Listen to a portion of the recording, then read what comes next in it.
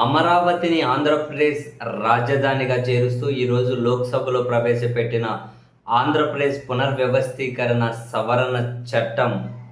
ఈ చర్చ సందర్భంగా వైఎస్ఆర్ కాంగ్రెస్ పార్టీ తరఫున లోక్సభ పక్ష నేత మిథున్ రెడ్డి గారు ప్రసంగించుకుంటూ వాస్తవానికి ఒక అనూహ్యమైన ట్విస్టే ఇచ్చారు. మిథున్ రెడ్డి గారు చాలా ఆసక్తికరమైన విషయాలు, ఇంట్రెస్టింగ్ విషయాలు సభ దృష్టికి తీసుకొచ్చే ప్రయత్నం చేశారు. మేము అమరావతికి వ్యతిరేకం కాదు అంటూనే మిథున్ రెడ్డి గారు అసలు ఈ బిల్లు స్వరూపానికే మేము వ్యతిరేకం, ఈ బిల్లుకు వ్యతిరేకం. కారణం ఏంటి అంటే అసలు ఈ బిల్లులో ఏం అంశాలు పొందుపరిచి ఉన్నాయి? 2014-15లో రైతుల దగ్గర నుంచి భూములు తీసుకొని 2 సంవత్సరాల్లో రిటర్నబుల్ ఫ్లాట్స్ ఇస్తామన్నారు. ఇప్పటికీ ఇవ్వలేదు. అక్కడి రైతులకు ఇప్పటికీ అన్యాయమే జరుగుతూ ఉంది. అక్కడ రైతులు గుండెలు పగిలి చనిపోతూ ఉంటే ఆ రైతులకు సమాధానం చెప్పేదెవరు? అసలు ఇప్పుడు మళ్ళీ రెండో విడత భూమి తీసుకుంటామంటున్నారు.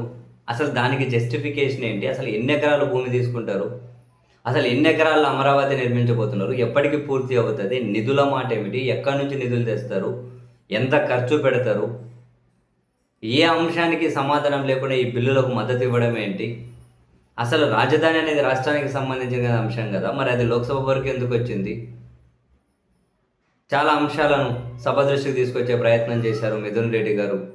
అమరావతికి మేము వ్యతిరేకం కాదు, అమరావతి ముసుగులో జరుగుతున్న దోపిడీకి, అమరావతి ముసుగులో జరుగుతున్న అవినీతికి వ్యతిరేకం. ఒక దిశ నిర్దేశం లేకుండా ఈ ప్రభుత్వం అమరావతిని వాళ్ళ అవినీతికి ఒక కామధేనువులాగా వాడుకుంటూ ఉన్నారు. సో మేము దానికి వ్యతిరేకం. ఈ బిల్లులో ఏం అంశాలు పొందుపరిచి ఉన్నాయి? ఏ ప్రశ్నకు సమాధానం ఉంది? విచ్చలవిడిగా అవినీతి, కాంట్రాక్టర్లకు ఒక ఎస్ఎఫ్టీకి 14,000 రూపాయలు డబ్బులు ఇచ్చి మరీ నిర్మాణం చేపడుతూ ఉన్నారు. వీటన్నిటినీ ఎలా మద్దతు ఇచ్చుకుంటూ వెళ్ళాలి? సో ఈ బిల్లులో ఎవరికీ న్యాయం జరుగుతున్నట్లు లేదు. కాబట్టి అమరావతిలో భూములు ఇచ్చిన వాళ్ళకు, ఆంధ్రప్రదేశ్ ప్రజలకు కూడా ఎలాంటి ప్రయోజనం కల్పిస్తుందో కూడా క్లారిటీ లేకుండా ఉంది.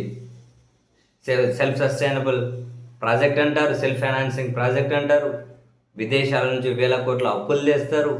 ఎంత అప్పు తెస్తారో తెలియదు, ఆ అప్పులు ఎలా తీరుస్తారో తెలియదు, ఎందుకు ఇంత అవినీతి చేస్తున్నారో తెలియదు. అడిగితే సమాధానం ఉండదు, ప్రభుత్వానికి అకౌంటబిలిటీ లేదు. అన్నిటికీ ఒకటే జంతర్ మంతర్ తారక మంత్రం అన్నట్లు.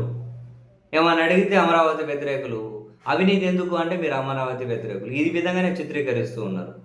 దీన్ని వ్యతిరేకించుకుంటూనే మిథున్ రెడ్డి గారు అయితే మేము సభ నుంచి వాకౌట్ చేస్తున్నాము అని చెప్పి భలే ట్విస్ట్ ఇచ్చి బయటకు వచ్చేసింది వైసీపీ. తర్వాత ఇదే చర్చలో సమాజ్వాదీ పార్టీ కూడా పార్టిసిపేట్ అయ్యారు. వాళ్ళు క్లియర్గా చెప్పారు, అరే విశాఖ అతి పెద్ద సిటీ ఉంది కదా ఆంధ్రప్రదేశ్కి, మరి ఆ సిటీని రాజధాని చేసుకొని ఉంటే ఇన్ని వేల కోట్లు, మళ్ళీ వీటికి వడ్డీలు, భూమి, రైతులకు అన్యాయం ఇవన్నీ జరగవు కదా. పోనీ భూమి తీసుకుంటే 4 ఎక్కువ డబ్బులు ఇవ్వాలి కదా వాళ్ళకు ఉన్న ధర కంటే. మరి అంతంతా ఇచ్చారా? రైతులకు న్యాయం చేశారా? ఈ బిల్లులో క్లారిటీ లేదేంటి అని సమాజ్వాదీ పార్టీ కూడా అబ్జెక్ట్ చేసింది, ఆ చర్చలో పాల్గొన్న సమాజ్వాదీ పార్టీ ఎంపీ. సో వెరసి మొత్తం మీద అయితే ఇటు జగన్మోహన్ రెడ్డి గారు ఆంధ్రప్రదేశ్లో మీడియా సమావేశం ద్వారా, అటు మిథున్ రెడ్డి గారు లోక్సభలో ఈ బిల్లు చర్చ సందర్భంగా కూడా మాట్లాడే అమరావతి మీద కొన్ని ట్విస్టుల మీద ట్విస్టులు అయితే ఇచ్చారులేండి ఈరోజు.